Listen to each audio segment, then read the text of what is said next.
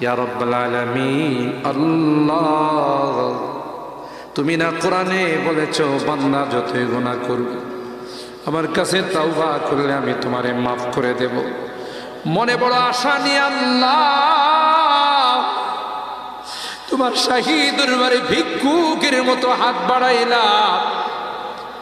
তুমি যদি ক্ষমা না করো, কে আমাদেরকে ক্ষমা করবে? কে আমাদের মাফ করবে? ভিক্ষুকে একজনের কাছে ভিক্ষা না পেলে আরেকজনের কাছে পায়। এক দুয়ার থেকে বিতাড়িত হলে আরেক দুয়ারে যায়।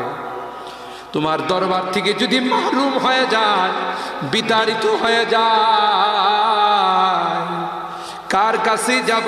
কে আমাদেরকে ক্ষমা করবে? মালিক রে, কাঙ্গালের মতো হাত বাড়াইলাম।